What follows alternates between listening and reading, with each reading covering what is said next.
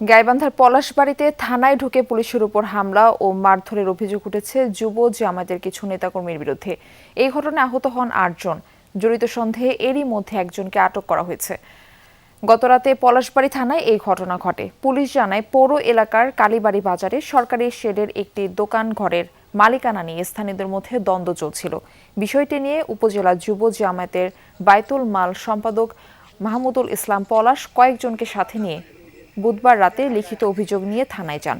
এ সময় ওসি ও ডিউটি অফিসারের সাথে কথা কাটাকাটি ও হাতাহাতি হয় তার। পরে পুলিশ বাইরে গিয়ে সমর্থকদের ডেকে আনেন। পরবর্তীতে ৮ থেকে ১০ জনের একটি দল থানায় ঢুকে ইট পাটকেল নিক্ষেপ ও পুলিশের উপর হামলা চালায়। এতে ওসি সহ ৮ জন পুলিশ সদস্য আহত হন। তাদের হাসপাতালে নেওয়া হয়। এই ঘটনায় অভিযুক্ত পলাশ দাবি করেছেন, তার আবেদন গ্রহণে থানার ভারপ্রাপ্ত কর্মকর্তা অস্বীকৃতি জানালে পরিস্থিতি উত্তপ্ত হয়ে এক পর্যায়ে সংঘর্ষ হয়।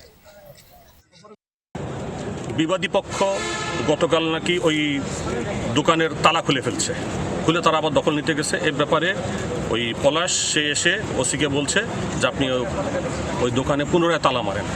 এই তালা কেন মারে না এটা নিয়ে বাকবিতণ্ডা, ওসিকে চাকরি করতে দিবে না, এই সমস্ত বক্তব্য দিয়ে পরবর্তীতে ওসির গায়ে হাত তুলছে। এই ওসি ফ্যাসিস্ট আওয়ামী লীগের একজন দোষর।